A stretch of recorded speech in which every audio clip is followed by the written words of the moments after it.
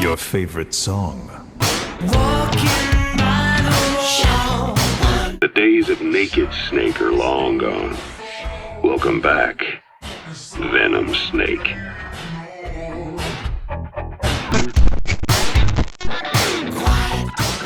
Cipher will rewrite the records, and I will vanish from human memory.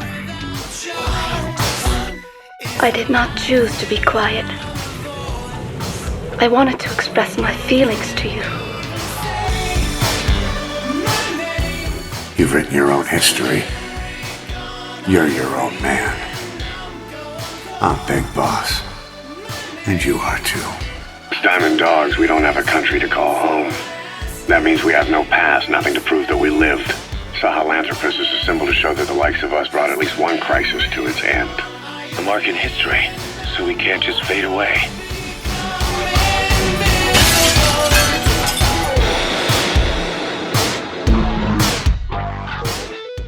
Hello everybody, in this video we're diving into a song that, while not officially part of any Metal Gear Solid soundtrack, has grabbed the attention of the Metal Gear Solid community.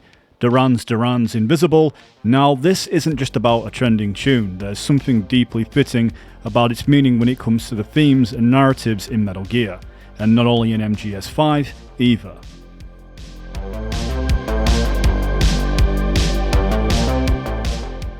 You see, Invisible has qualities that speak right to the core of what Metal Gear Solid explores: hidden identities, fractured selves, and that sense of being overlooked or erased by the world. These ideas have resonated with MGS fans for years, especially given the series' constant interplay with deception, doubles, and the questions of self-identity, and even the nature of existence. And of course, it's impossible to talk about themes of identity in MGS5 without mentioning the very notorious The Man Who Sold the World. The version used in the game, Mid-Earth, was often chosen for its cinematic haunting quality. The song's lyrics introduce an ambiguous story of encountering a doppelganger, raising questions of who is the real man who sold the world might be. Some say it's a reflection of Bowie's own search for identity, struggles with his family, or even themes of even fooling the world itself. Its connection to MGS5 is uncanny. Who are you? Who am I? You're talking to yourself. Been watching over you for 9 years. You can call me Ishmael. This one, he'll take your place. From here on, he's Snake.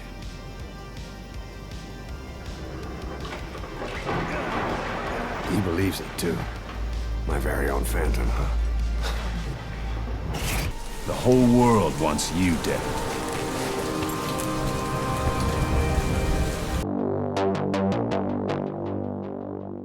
In the context of MGS5, these themes just click.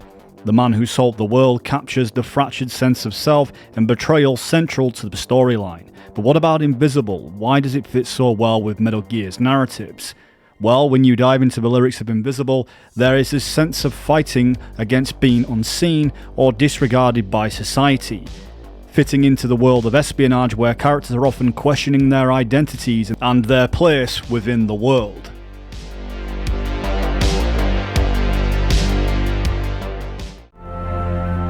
Snake! What was she fighting for? What am I fighting for? What are you fighting for? If we make it through this, I'll tell you.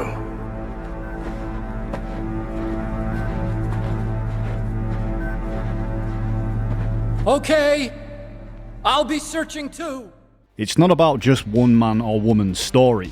This is a self-reflection of us, the audience, but the whole Metal Gear world and its characters, and many of whom feel like we're just ghosts in a machine, in a soulless system.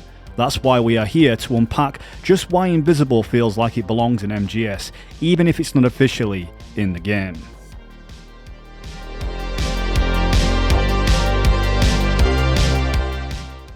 Simon Lee Bond, best known as the lead vocalist and lyricist of the new wave band Duran Duran and its offshoot Arcadia, has shared his perspective on the meaning behind Invisible. He described it as being about a relationship where one person isn't being heard and feels invisible. He also hinted that certain lines like "no votes, No Blame, in a voiceless crowd, tapped into a political sentiment in the UK after the global pandemic with the whole 10 Downing Street scandal, where the government itself was telling everybody to stay indoors and to not get in contact with people whilst they all had a big massive party. I couldn't help but see the parallels of how this resonates with Metal Gear Solid. Venom Snake is referred to as a phantom, essentially a ghost, something that isn't real. His physical self may exist, but his identity is no longer his own. In a way, he died a long time ago, or at least his former self did. He now operates in the shadows, acting as an abstract or big boss, a ghost that's invisible to the powers like Cipher or governments, living silently in a state of forced anonymity. For Venom Snake, his true self, the man he was before all this, effectively died on that helicopter. Everything he does now is at the expense of his original identity. He's living as the man who fooled the world, silently ignored, without a sense of agency, embodying Big Boss without a choice.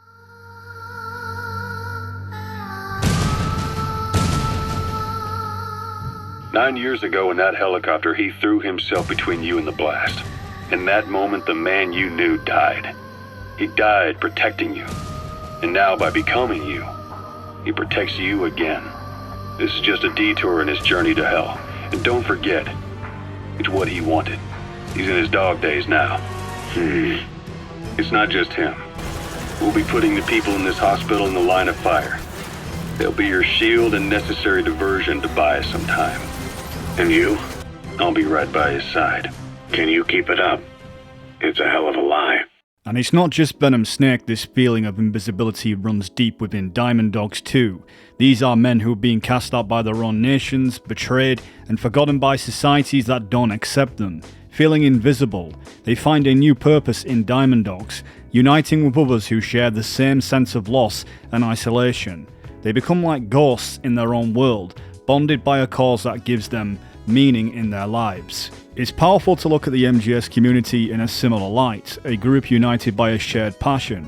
Even as we debate about characters and story arcs, just like Diamond Dogs do, we're all fighting for something we believe in, each in our own way. Diamond Dogs make a choice to align with the belief to disarm nukes. They want to be nuke-free. They build a monument quoting the boss, referencing the Alamogordo nuclear test, symbolizing their commitment to preventing chaos.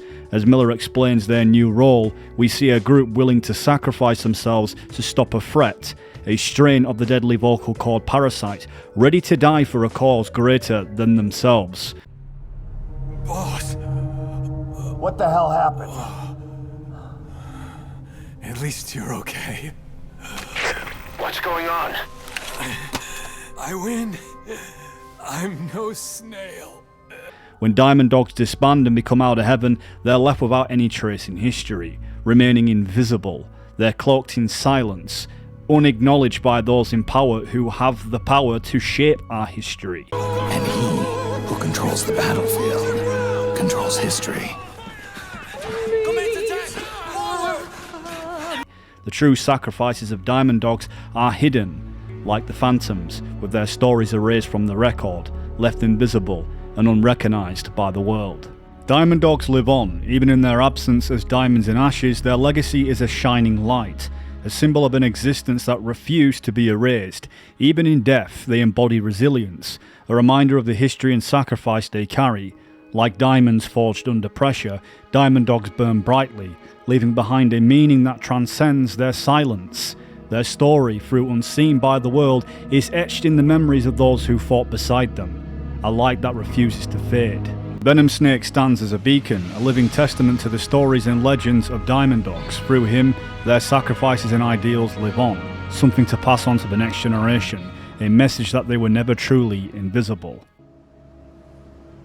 You're all diamonds.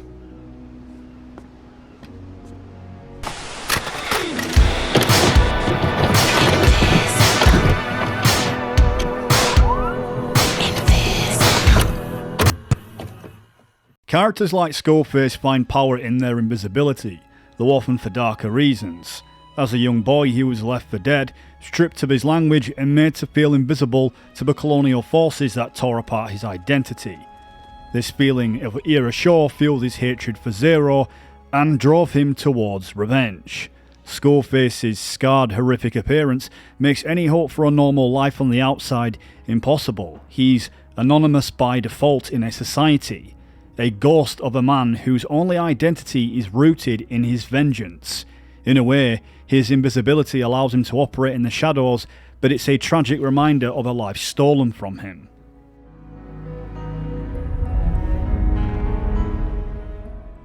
The vocal cord parasites are Skullface's twisted legacy, a mark on history born from his suffering, and through them he lives to veil on his anger and loneliness, spreading his revenge against those who rendered him invisible. Many so-called villains in media are in their own way anti-heroes, driven by a complex histories that lead them down dark paths in a desperate attempt to leave a mark on the world, a proof that they existed and that they were not just shadows. Skullface, stripped of his identity and voice, carves his place in history by any means necessary.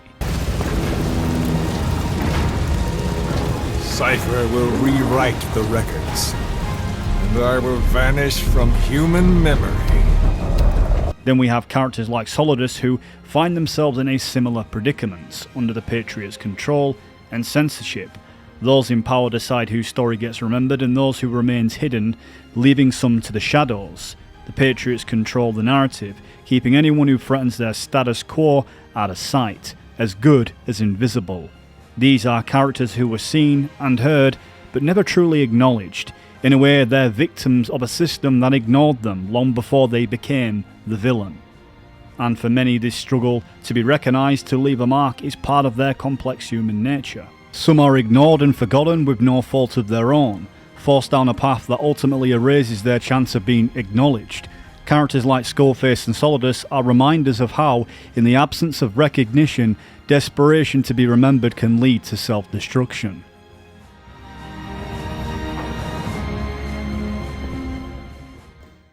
In sharp contrast, we have Solid Snake compared to Balada, a character fated to lead a life far removed from anything resembling normalcy.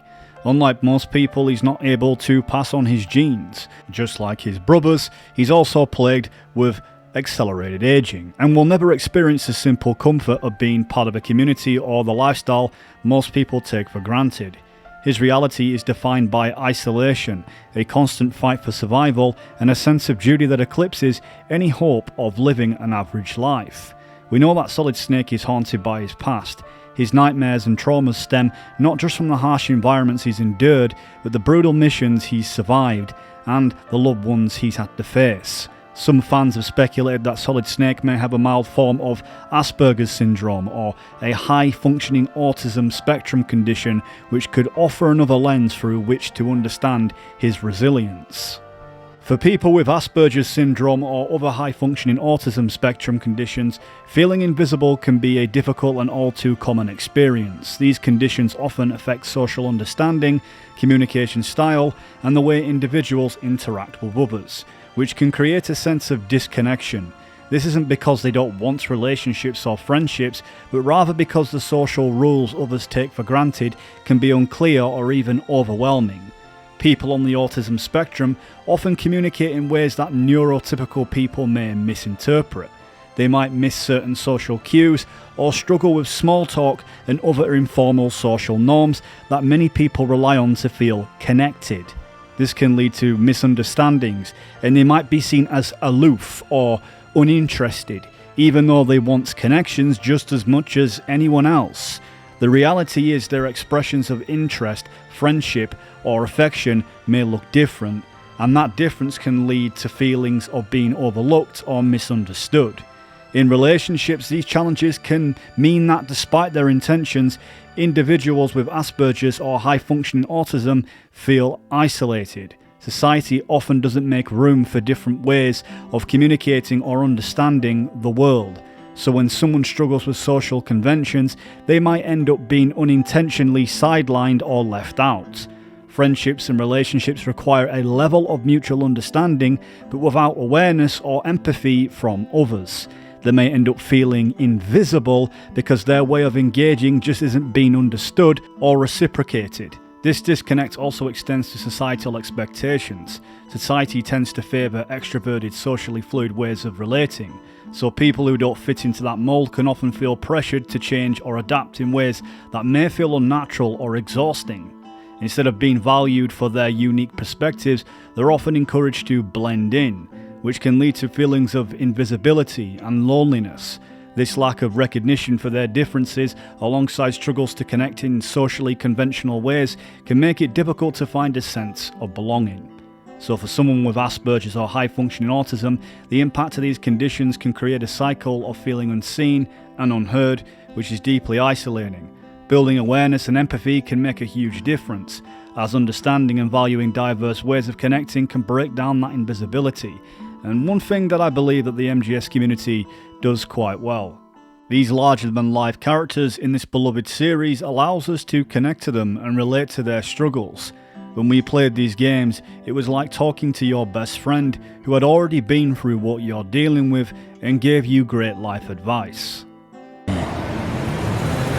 Listen, don't obsess over words so much. Find the meaning behind the words, then decide. You can find your own name and your own future. Decide for myself? And whatever you choose will be you. I don't know if I can. I know you didn't have much in terms of choices this time. But everything you felt, thought about during this mission is yours. And what you decide to do with them is your choice. You mean start over? Yeah, a clean slate, a new name, new memories. Choose your own legacy. It's for you to decide. It's up to you.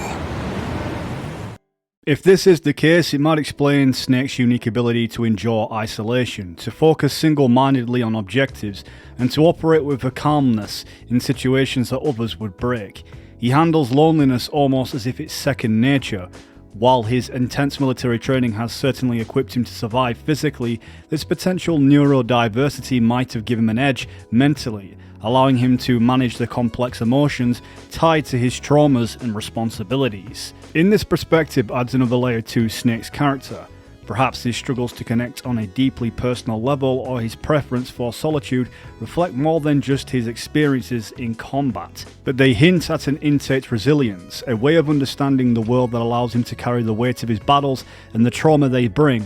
For Snake, solitude is not an element of his fate, it's a part of who he is. He can thrive in his invisibility.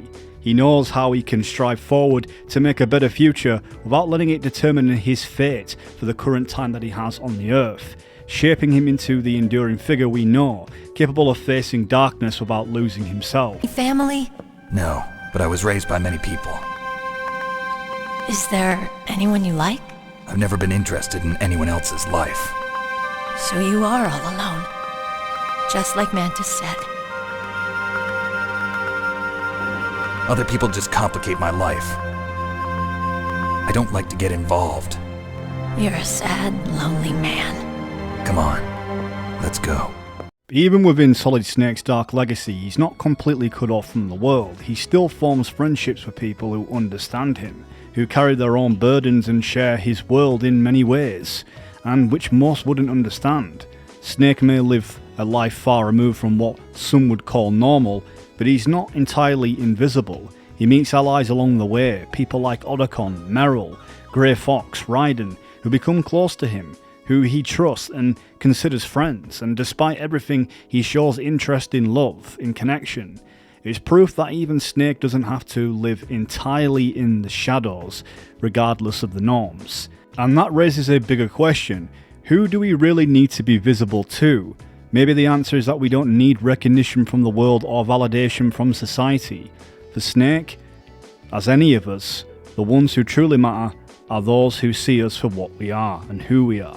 The people who care about us, who stand with us in the shadows, not demanding we change to be seen. Together we might be invisible to the outside world, but to each other we're visible in many ways that matter most. Snake's life, though shrouded in darkness, is proof that even a legacy of hardship can be shared. That connection can thrive, and that being truly seen is a gift shared with those who understand the journey of being invisible. My name's David. Okay. So where to, Dave? I think it's time we look for a new path in life. A new path?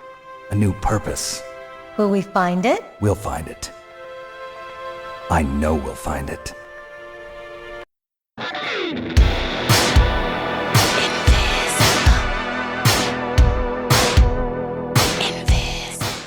An interesting figure is Virginia Woolf's reflections on invisibility often explore the complex experience of being seen or unseen within society, especially in a world that often overlooks individuality. In her famous essay, A Room of One's Own, Woolf expresses how invisibility can also be a way to access creative freedom. She suggests that stepping outside of the role society imposes offers a rare kind of liberation, where one can create without constraint. But she also acknowledges the painful isolation that comes with this freedom. For Woolf, invisibility is a double-edged sword. It protects individuals from external judgment, but also distances them from understanding, recognition, and connection. In this perspective, resonates deeply with characters like Solid Snake or Venom Snake, who, though are skilled and effective, are often unseen for their true selves, both protected and cursed by their anonymity. Woolf also elaborates and uses the metaphor of the mirror, frequently to explore self-perception and invisibility. She believed that society tends to project its own expectations onto individuals, casting them into roles that reflect society's values, rather than allowing them to define their own identity. Invisibility then is not merely about being unseen, but about being misinterpreted or undervalued because the true self is hidden behind society's perceptions.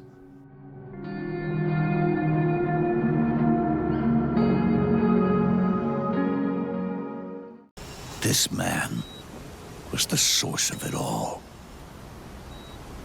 And he doesn't even realize it. He's completely unaware of the fact that he led the world to the brink of ruin. Cipher and the Patriots, led by Zero, embody the dangers of invisibility, used as a tool of control. Operating from the shadows, they manipulate world events, concealing their actions under layers of secrecy, while directing society as if it were a puppet on strings. Their shadowy organisation becomes a form of invisible power that operates behind the scenes. Unseen and unchecked by the public, they become a phantom, a ghost that attacks the living beyond the dead, something you can't see but affects your life from beyond the spectrum of visible light. By controlling information, they rewrite history, suppress the truth, and enforce an agenda they believe is best for humanity, essentially robbing people of the right to decide their own future. And it's in this invisibility that nearly brings the world to the brink of ruin. Zero's idealistic vision of creating a unified world free from conflict is corrupted by the very means he uses to achieve it.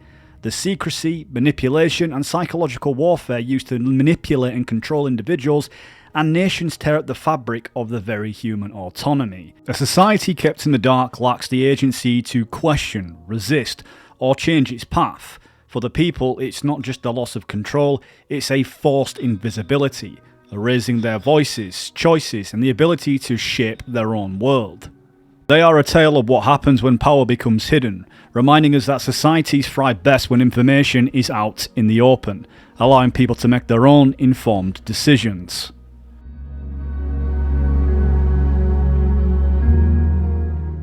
Aldous Huxley from Brave New World reflects the Patriots' control over information and the consequences of distorting reality.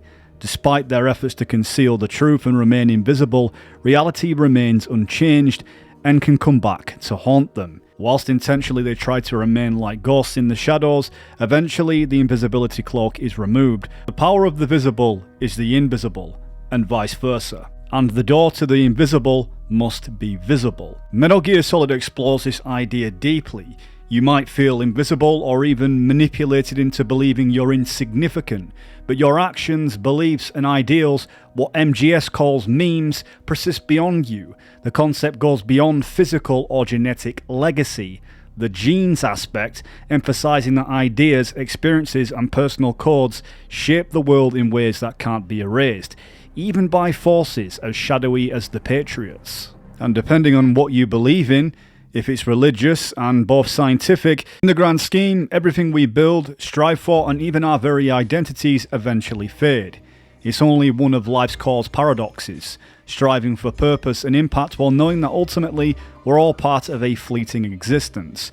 Metal Gear Solid confronts this idea head on, characters fighting battles, building legacies and pursuing ideals, all while knowing that one day it may mean nothing as the world keeps turning and people are forgotten.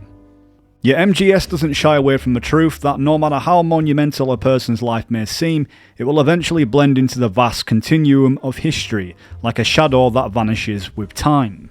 I'm a shadow, one that no light will shine on. As long as you follow me, you'll never see the day. We are beasts, created by man. Unless the light is put out, the shadows cannot be erased. So long as there is light, erasing shadows will do no good. In the impermanence doesn't diminish in the human experience, though instead it can drive us to seek meaning in the now, with the connections we make, the things we value, and the small impacts we have on those around us. MGS reminds us that while the legacy we have may fade, the act of leaving it, the drive to be remembered, to live with purpose, defines our humanity. In the end, invisibility is inevitable, yet in the how we live and the moments we create that we transcend it, even if it's just for a short while. It's the pursuit of meaning, knowing it won't last forever, that gives life a profound beauty. Raiden embodies this journey powerfully like Venom Snake. He grapples with his identity, questioning if he's more than just a tool in someone else's plan. Raiden's sense of dissociation and derealization makes him feel like a ghost, drifting through life without a clear sense of self, haunted by his traumas that distance him from the world around him. At first, Raiden's isolation is palpable. He moves through the crowd, yet he's utterly alone, caught in his own purgatory.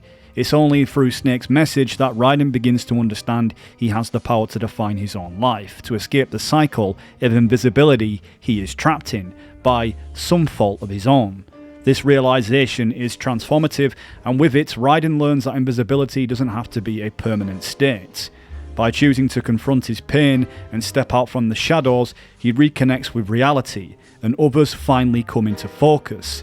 Those that were invisible to him, and him invisible to them, is now coming into focus, breaking from his isolation. It's a journey that resonates with anyone who's ever felt out of place or disconnected, hiding parts of themselves out of fear or trauma.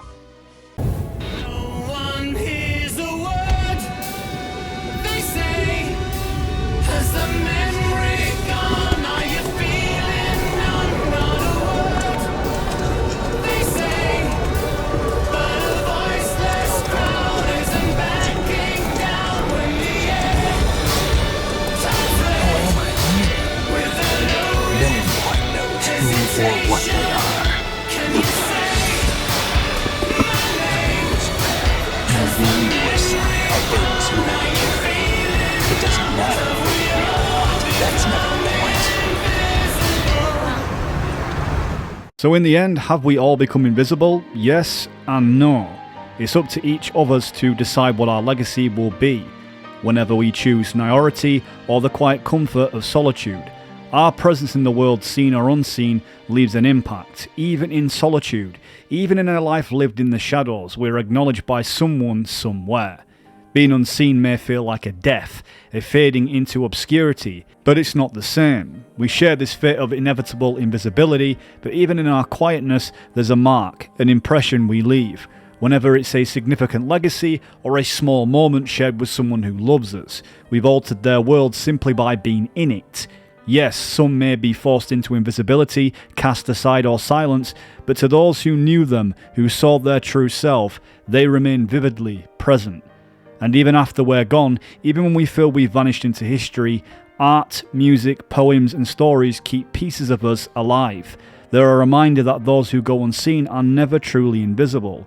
We're woven into the memories of others, in the very fabric of life that continues on. It's not about being seen by the whole world, it's about being seen by even one person who knew who we truly were. In that small yet infinite way, none of us were ever really invisible.